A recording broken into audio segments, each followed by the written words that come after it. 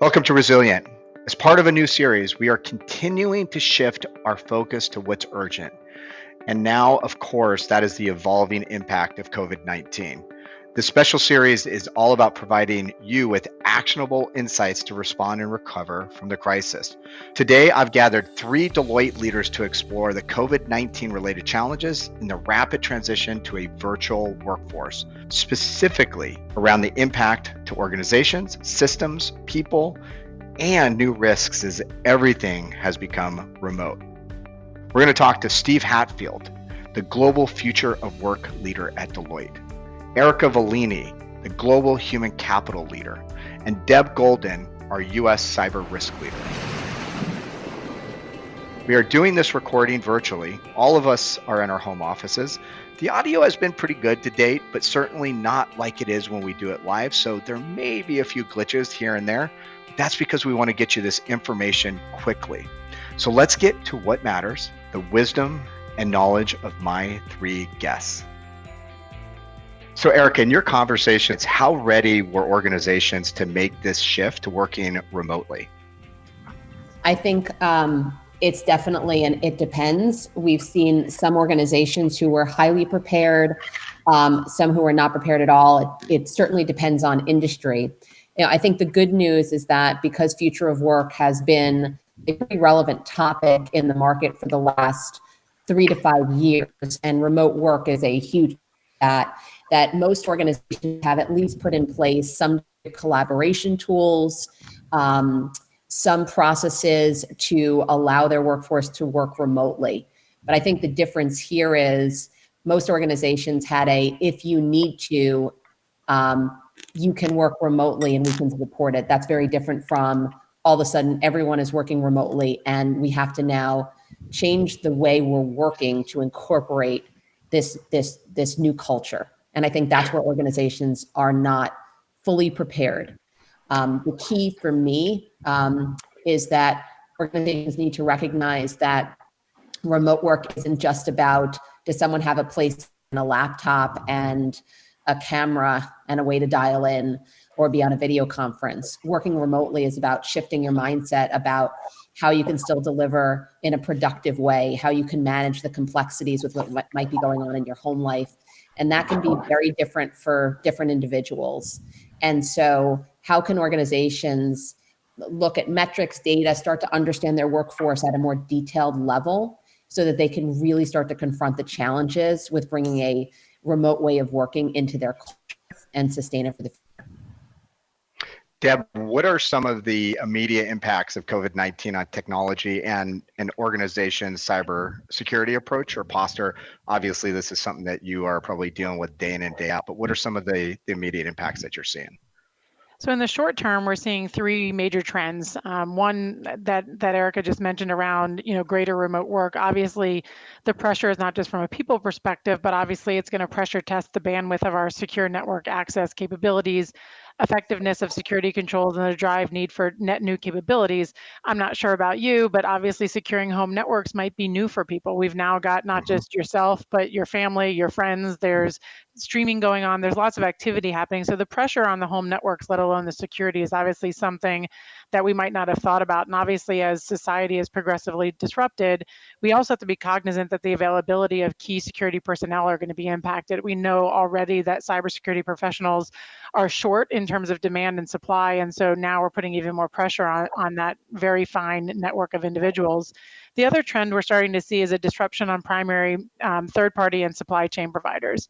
We're seeing the need to, certainly for disruption of facilities, when we talk about facilities, and we see that every day, what's going on for distribution, but even beyond distribution, when we talk about service agreements and third-party integration with normal day-to-day business, what we once said was normal, obviously, is now being shifted. And so what business continuity means is obviously different today. And so while decisions are business critical, we're focused on the well-being and the safety of individuals, it's also essential, but also easy for people to think about and forget about security at the same time, right? They're focused on the business decisions, not necessarily focused on cyber. And so how can we help people take stock of what is actually necessary from a cyber perspective that may have fallen by the wayside. And the third theme that we're seeing in the short term is the obvious, in my opinion, the opportunistic malicious activity. We know that threats are on the rise. We know that social engineering, clickbait, and misinformation campaigns are happening left and right. It's easy for attackers and adversaries to be hitting today more than ever. So we've got an overall higher threat campaign and levels that are happening truly in the near term, but we obviously think that will continue to happen as well for the long term. So those are several of the short term and now term, if you will, themes that we're seeing.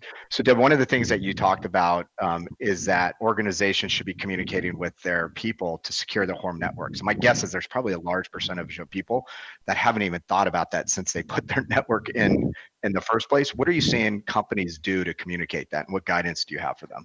Yeah, and that's one of the biggest things we're talking about with some of our clients is just they may have had something in play in terms of don't use your home network, because historically people have always worked from the office, or even if they were remote, we were leveraging different types of accesses. And so I think understanding what the risk is and then also sending out guidance, sending out emails.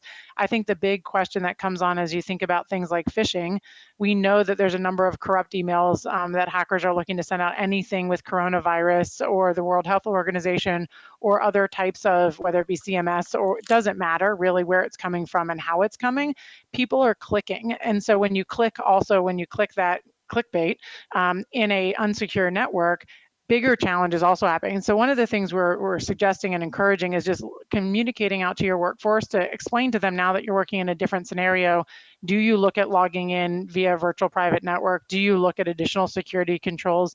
How do you help to re-educate your own public, your own constituencies, not to be clicking on all those when in panic or trying to get information or just trying to become more aware of what's going on? You make sure that you recognize you're still in a quote unquote work environment, even though it may now be your house. So Steve, I want to go to you. As consultants, we work anywhere from coffee shops to home to hotels, but there's a lot of folks, employees that are finding themselves working at home really for the first time. What advice do you have for them? It's a great question, Mike, and it's exactly the situation that we're finding, but it has some really interesting dynamics right now. So in the past, if you chose to work at home, it was because you knew that your kids were going to be in school, your spouse was going to be in the office, and you wanted to take that day because it just made more sense for you personally. Now we have 5 generations in the workforce, all of whom are working at home and all of whom are dealing with different personal circumstances. And we were even joking earlier on this call that our pets are showing up on our phone calls. So how do we manage that level of sort of adapting and shock? And by shock, I mean it's sort of a surprise at first, and then you sort of begin to get into it and used to it. I think the concerns that we will have as a society soon is what will be the psychological toll from that level of continued isolation over a 6-week, 8-week, longer period. And there are certainly some things that are starting to pop right now that people need to consider doing in order to, sustain the marathon as opposed to the sprint.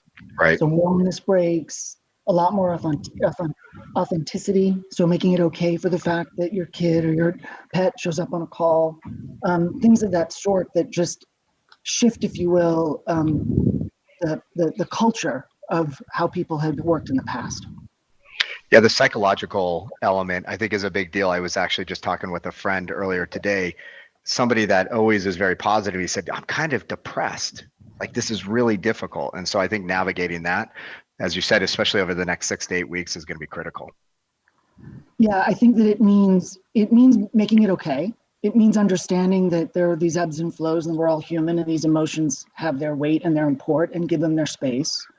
But I think it also puts a real onus on the team leader within these dynamic teams that are working remotely to be checking in on people, to be modeling the fact that it's okay, and to be doing some things that enable social interaction, sort of, wellness breaks. So the Japanese have a word for having a drink digitally. It's called anomi. So perhaps we need to be doing more anomis, right? Things of that sort will go a long way to keeping people buoyant in these times. I do think I'm participating in a 5 p.m. virtual happy hour tonight, so maybe that will help me. So Exactly. exactly. So Eric, I want to go back to you, and this is actually very in line with the conversation that we were just having. How do you keep employees engaged, like truly engaged and focused on continuing to make an impact, doing their work as well as they would have when they were in the office? How do you keep them engaged? Yeah, I think Steve hit on it a little bit, which is this, in my mind, really comes down to leadership, and the team leader, I think, is going to take on increased importance as things move forward. One is acknowledging their individual circumstances, right? So employees want to know not just that you care for them as a whole, but that you care for them individually as well. And I think when individuals feel like they are personally being cared for, they have the ability to then be more productive. And there's plenty of studies to back that up. So I think that's number one.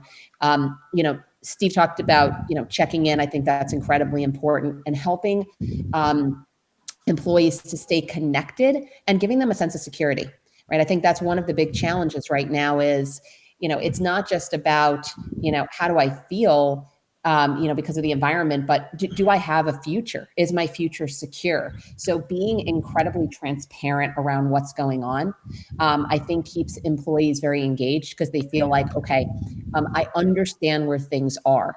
And I think that has to occur with an increased degree of frequency than it's ever occurred before. And then how do you establish a sense of normalcy for employees, right? Especially, there are some where the jobs are frankly impossible to do on a work from home basis. But for those that have the ability to do it, how do you create some type of normal schedule, normal cadence, help them understand that what they're doing is producing results. It's having an impact on the bottom line of your company. It's having an impact on the community in which they're serving. Give them a reason to continue to show up and feel positive about what's going on around the impact that the organization is making. I think that becomes incredibly important as well. So Deb, I'm going to go back to you. You talked earlier about the fact that many organizations potentially are more vulnerable from a cybersecurity perspective. Beyond what you've already talked about, what are you advising to do to address some of these security threats? And we, mentioned one before, and I'll just highlight it again. It really is awareness campaigns. I know it sounds incredibly basic, but it's hugely important to proactively communicate with your workforce about the security threats, particularly in environments where they're using personal devices, as we mentioned, whether that be home network, public networks, you're hopping someone's Wi-Fi, which may not have the same protections as corporate environments. It's critical to raise awareness to prevent inadvertent insider threats when your security controls are relaxed. And these are certainly times when they're going to be relaxed. People are adding people left and right. There's emergency roles. We have emergency individuals who need to be put on and off systems. And so when you're looking at the just dynamic nature of what we're doing around application, solution, environment, you've got to be prepared for that. And so with that is going to come an increased security vulnerability, and having those awareness campaigns are critical. I think the other area that organizations should focus on is greater threat intelligence and integration with their security operations center. Keeping an active eye on emerging threats and proactively tuning your tools to catch them before they penetrate your environment is critical. Again, sounds basic, but the thing is that threats happen all the time. As we know, threat actors can try 1,000 times. They only have to be right once. We have to be right every single time, which means that we have to be incredibly vigilant in what we do. And so we need to be thinking about how we bolster not only our threat intelligence, but our threat hunting efforts to make sure that we're finding these threats in advance and addressing them.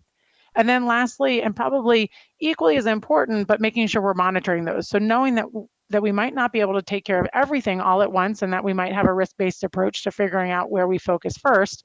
How do we expand our monitoring capabilities? One thing to think about is expanding monitoring to all high-risk areas, including disaster recovery, including mission-based needs, but also including the misinformation campaigns that we know are on the increase. So how do we look at targeting those particularly high-risk areas and monitoring them very effectively so that when the threat comes through, or that as we see it or we can proactively detect it, we might be able to address it much quicker than when it's in the environment. Let me go back to Steve. Steve, what do you think the impact of virtual work is on productivity? And I would imagine in certain circumstances, it actually increases productivity. I know my kid doing schoolwork in the other room is probably a lot more productive. I'm being a little facetious, but what is the impact that you're actually seeing on productivity from a virtual work perspective? That's a great question, Mike. And obviously it depends upon sort of the dynamics of the work domain, the job, and the kind of sector and industry that we're talking about. But broadly speaking, I think it's really possible to be very, very productive in virtual work environments with a few tips and techniques. So one, use the right tools. So if you're trying to do a brainstorming session, there are tools that are better for whiteboarding virtually, use them. If you're just trying to do a quick team meeting, there are tools for videoing that you can use, just use them. And putting yourself on a collaboration toolkit and getting used to it will also be really, really helpful. The dynamic of understanding at what point in the juncture of the work do we need to be separate? When do we need to be together? And what tools do we use to be together and operate effectively are a critical part of what the team leader will help bring to the table to create that productivity. Finally, all teams now should probably have a minute where they talk about what are the operating norms for themselves, what are the ways of working that matter to them. Things like agendas before we come out, before the meetings take place, blocking certain hours where it's, secured time that people know they have to do that wellness break or take care of their family, whatever it might be, in order for everyone to navigate this collectively. There's a way to do that as a team. Erica, there are some great meetings that I think we all jump on, and then there's not so great meetings, and that's probably true with virtual meetings as well. And I think you could build potentially on what Steve was just sharing. Do you have maybe, I don't know, 2 or 3 tips, maybe even unexpected tips for running a really good virtual meeting? It's interesting because I personally just ran one of my meetings for my team, which had 21 leaders around the world. We were supposed to meet in Shanghai, obviously.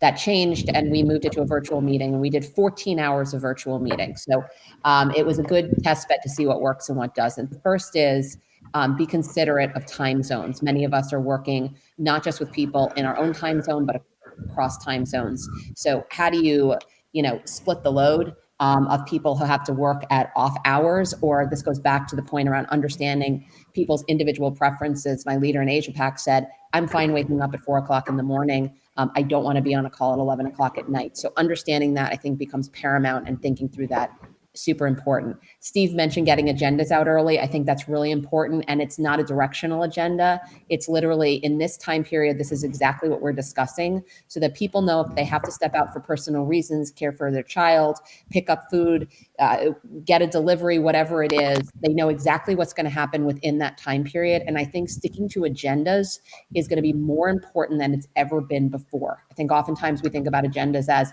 directionally what's going to happen. And now it has to be, a very, very thoughtful in terms of how you're going to spend your time. Clearly, video helps with virtual meetings to see people and what they're doing. I also think, as Steve mentioned, there's a lot of other tools. A lot of the tools out there allow for whiteboarding. I think that makes it feel like you're not just sitting there receiving information, but you're actually contributing to the meeting and to the content that's being developed. So how can you use things like whiteboard functionality so that people can say things and then see their ideas physically in front of them on the screen? You talked about productivity, and productivity directly relates to employees feeling like they have meaning in their work. They're actually contributing. And small things like that, small visual aids, I think can make the connection between what a person's saying and feeling like it's translating into action when you don't have that physical presence to convey that same thing. So those are a few tips I can think of off the top of my head. I don't think any of them are necessarily rocket science, but I think they're things we often take for granted when we're meeting in person because they happen naturally. We just have to be much more deliberate moving forward in the virtual world. Hey, Erica, you did say something, though, that really resonated with me, and that's about positioning the work that the employee is doing in the context of a deeper meaning. Can you touch on that a bit more? Because I would think, especially with what we're going through right now, focusing on the most impactful things that truly actually will help the organization make it through these challenging times, and then obviously move forward from there, is probably even more important than normally. Do you agree with that, or what's your thoughts?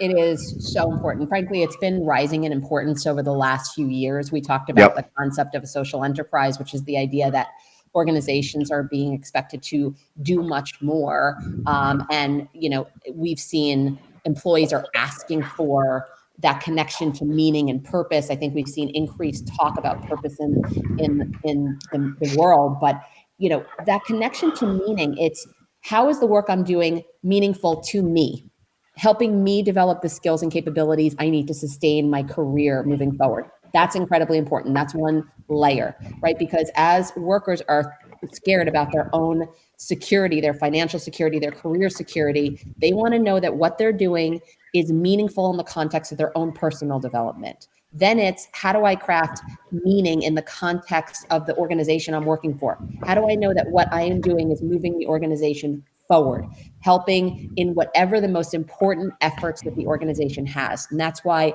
the team leader translating, here's what the business priorities are right now, and here's how the work you're doing connects specifically to those business priorities. That's important. And then there is broader meaning outside of the organization. How is what I am doing contributing to the communities in which I am a part of?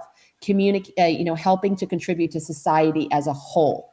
And there's many different ways in which organizations can do that, but that layer of meaning and connection is important as well.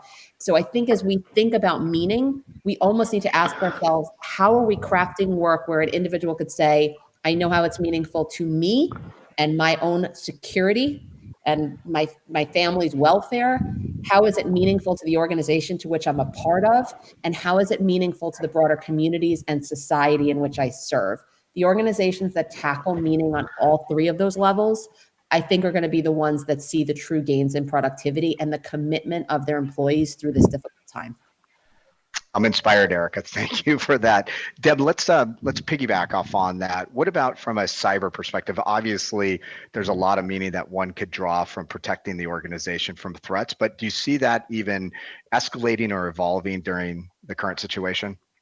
I do, because at the end of the day, I think we're in this for the long term. I mean, there's definitely going to be a long-term impact, and whether, that long term is days, weeks, months, there is still going to be a long-term impact. And so I think thinking about not only the morale of individuals and certainly cyber professionals, again, as I mentioned earlier, when we talk about having, already, candidly, not enough people in the workforce. We're not saying anything new there either, but when we've got not enough people to be able to handle the situation that's going on with cyber before the pandemic happened, and then when the pandemic happens, obviously understanding we're putting pressure on a group of individuals that are already shortchanged in terms of number of resources to handle that. And so I think having to understand mental and physical awareness about resources and making sure that we've got their best interests first, while at the same time looking to protect our environments, because we know most people, myself included, we've not been getting a lot of sleep. Cyber never sleeps. I say that jokingly, but in all sincerity, we've got to be on. And by being on, we've got to make sure we're being very vigilant in how we look at things. And so that's why I think it's important to understand the scenarios that we're thinking about and making sure we continue to put that risk view on it, because everything can't be high risk panic all the time. And if it's not high risk panic all the time, and just like that, it's just live. That's real life. That's how we're working. I was going to say, now. This is great. This is exactly. And exactly the same. And I think we have to be willing and wanting and empathetic to the situations that we're working in. Just the same way that my dog is sitting here the same way, and had he heard that bark, he would have joined in the conference call. But I think it's important, because I think we're going to put that stress on people. We're putting the stress on resources. We're putting the stress on the dynamics that we talk about in a virtual world. And so understanding what that means, while at the same time, obviously needing to continue to secure our environments, our organizations, our people, et cetera. So Steve, we've talked a lot about the fact that people are under a tremendous amount of stress, both with work, like work goes on, but now we've got our kids running around or other personal needs that we need to attend to. What are some things that you think organizations can do beyond what we've talked about to really help their employees through this very stressful time? It's a great question. First, I think to some of the earlier points made around communication and the change dynamics, leaders communicating out that they recognize this sort of personal situation that people are in and making it okay. It is okay for your dog to show up on that call, right? Is part of it. I think that there are some techniques that can be brought to bear around how we manage wellness, how we manage kind of mental health and emotional health, and getting some of that information out to employees, and even to the extent organizations can applying it in interesting ways to the comment made earlier, I think by you about a virtual happy hour. And I've heard comments about teams doing virtual yoga classes or going on virtual bike rides. Bringing some of those to the table will go a long way to enable organizations to help their employees grapple with some of, the sort of wellness and emotional stress. And then finally, there are organizations that are now starting to think about how to create the right opportunities for childcare. And providing some of that as needed, or elder care, providing some of that as needed, or access to some of that as needed. Now, granted, it's a little interesting dynamic right now, given the broader issues around social distancing, but some of that is being thought about and brought to the table. Steve, I want to pick up on one theme you mentioned earlier, and it's about communicating. And that's something that I think every one of you have mentioned so far. What is your thoughts or advice to a leader, a CEO, around transparent communication? Because one of the things I was talking with a colleague about today, actually a client, was how much should we communicate? And I think obviously communicating in a very authentic and open way will probably give more confidence and hope to employees. But sometimes, leaders are reticent, I guess, in order to communicate too much. What's your perspective? And if anybody else wants to jump in, you certainly can. Sure. I don't think it's possible to over communicate right now. I think that all leaders should be thinking about getting in front of their people relatively frequently, once or twice a week, and offering them whatever update is possible to offer them, and offering them information on what they know and don't know, and being transparent about, we don't know that yet, and we're figuring that out. And the ways in which they have different parts of the organization looking at and determining how to scenario plan / solve for some of the issues that are highly unknown. There's great comfort in knowing that the right people in the organization are worrying and figuring out the things that are worrying to you, so that you don't need to worry about them as much and can focus more on back to what's critical for your day-to-day, more impactful for your current work. And so the dynamic of transparent communication, I think, becomes more paramount at a time when things are uncertain, because the acknowledgement that we don't know yet goes quite a long way. Erica, Deb, do you want to jump in on that one? I think it's both about transparency and also about empathy. I think empathy is incredibly important right now in the communications. It goes back to starting with a recognition and acknowledging an understanding of where people are, or even acknowledging that you might not know exactly what they're thinking, and encouraging them to communicate back to you, right? It's bi-directional. I agree with Steve. I think that there's no over communicating at this point, but I think the communications, they need to be both ways.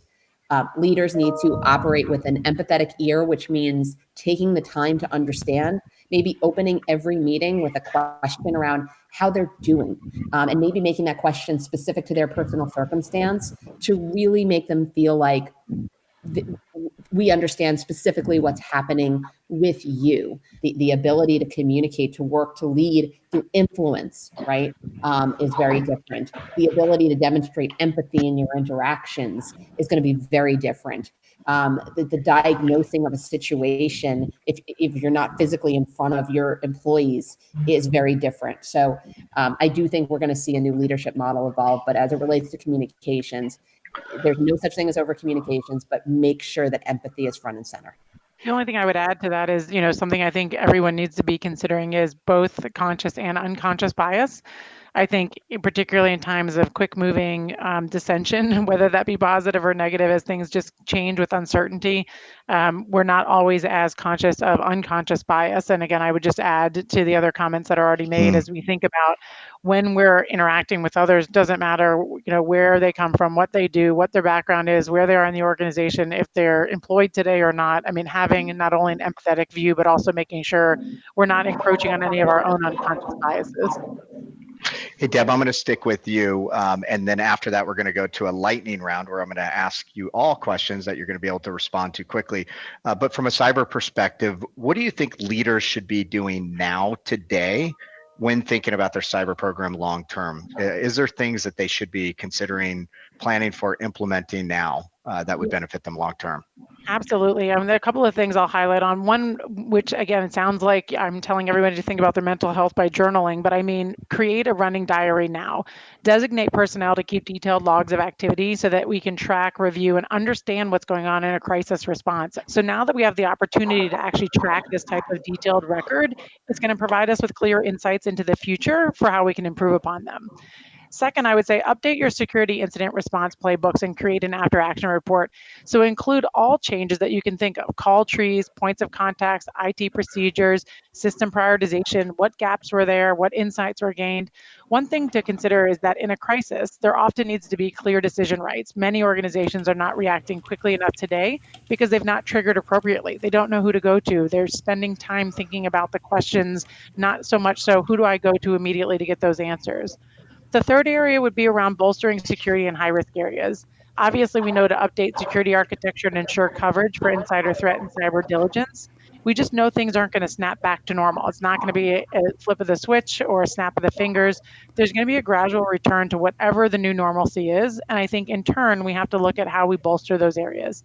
And lastly, I would suggest to develop a mature enterprise-wide crisis management capability, looking at sensing, monitoring, reporting. How do we actually execute with intent and build that strategy for response, including stakeholder engagement, crisis communications, operational response, all the pieces that we could have to be better prepared for in the future.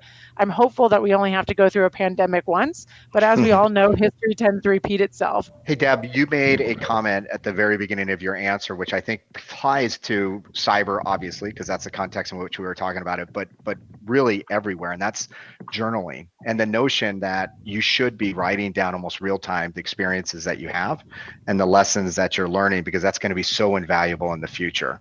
Indeed. Okay. And I think it's the only way that we can, when we think about, again, you often don't think about journaling in the way of cyber, but I will tell you hashtag journal because it's the best thing we can do for cyber right now. Maybe we could get something to trend. Okay, so we are going to do the lightning round. Steve, Eric, and Deb. I'm going to go in that order. Steve, Eric, and Deb. I will ask the question. Just give your brief response, and we'll roll through these fairly quickly. So the first one is, what one piece of advice do you have for leaders, let's just say a CEO, who are leading through this extraordinary time of uncertainty? Steve, you're up first. Engage with your workforce and be as transparent as possible about what you don't know or don't know, and assign, of course, the right people and about the scenario planning that needs to happen for the future. Erica? Challenge everything. This is a once in a hopefully lifetime opportunity to really rethink the way you're working today, what work you're doing, whether your business strategy is focused in the right areas. As much of a challenging time as this is, it also is a time of opportunity. And I think organizational leaders should use that to reset cultural norms, challenge the way work happens today, and bring new thinking to the table. Deb? I would go with be patient, pause, and take time to evaluate. Love it. So what happens when hopefully, and it's sooner rather than later, we get back to business as usual? Do you think this is going to change how we work in the future? Steve? Absolutely. I don't think it's going to go right back to where it was pre-coronavirus. I think that instead, people will calibrate to a different dynamic, a different operating model, a different set of working norms, and that will incorporate some of what they learned in this process. Erica? It depends. For some organizations, I think it will, if they've really embedded these new ways of working into their culture, into the way their leaderships act, and into the way they measure and reward performance. And Deb? Honestly, I just think whatever was once normal is going to be very different. I don't know that we can ever say that we're going to go back to what was normal. I think tomorrow's day is going to be just that, tomorrow's day, and it's going to probably be very different. It's going to cause us to not only be different from a consumer perspective and a buyer perspective, but I just think all of us individually are going to need to look at what is going to be different, and regular operations is candidly probably not going to be all that regular. I would say the one upside of crisis is innovation, and we're seeing it all around. What innovation are you seeing as it relates to the crisis that we're going through? And Steve, I'll start with you again. Teams are learning how to operate together in this way, and it's providing them the ability in some ways to transcend, space and time, to work in a different way, and in a way that can, in many ways, be much more productive. Erica?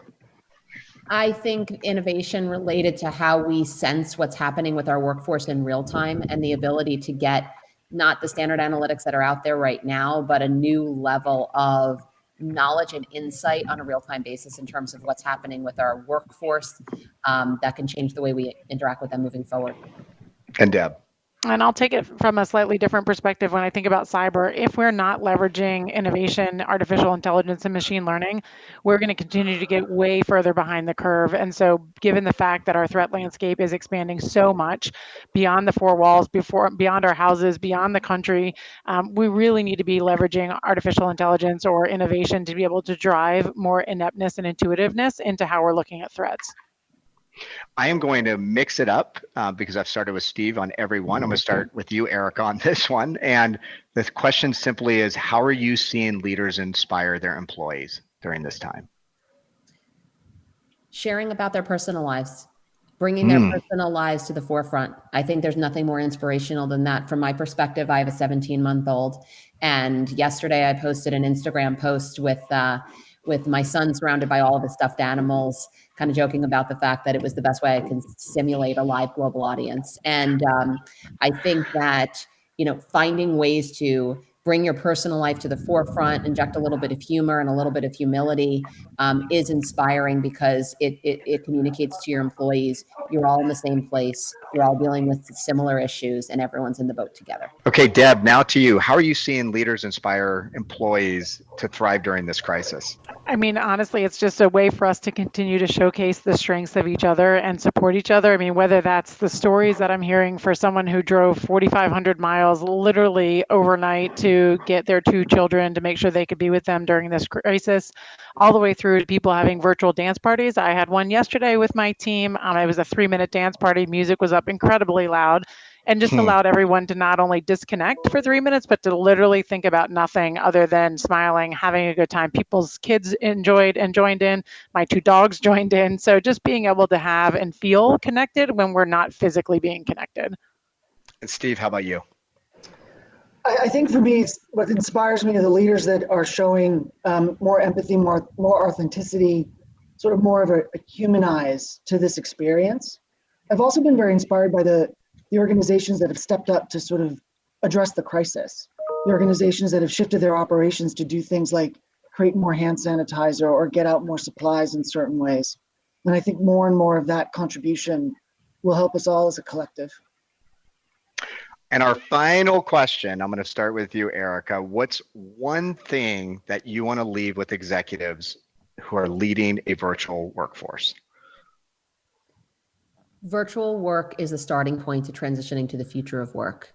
It's a phenomenal foundation from which to build, but take advantage of this opportunity and extend it to really reimagine the way work can happen moving forward. It will help position you for the future in ways you can't even imagine right now. I love it. Deb. I love it as well. And I would say, look at focusing on the things that we can control. I think sometimes some of this seems so inevitable, but if we focus on the things we can control, like how do we actually optimize working virtually, we can control those things. And candidly, we can also then optimize what the situation is. And so incredibly optimistic view, but I don't know any other way to look at life. And so when you think about the things we can control and the things that we can impact, being able to be in a virtual environment, there are positives, there is innovation. It is, to Erica's point, the future of our work. We need to really embrace that and figure out how we can best control it and continue to push forward. And Steve, take us home. So I think it's very possible to be highly productive virtually. And I think the technologies that exist today are enabling us to do that across multiple jobs and multiple domains, even more physical work. In the past, we were trying to move away from the things that were dirty, dangerous, and dull. And now through these technologies, we can continue to make that trend happen so that people can have more interesting and meaningful and safe work.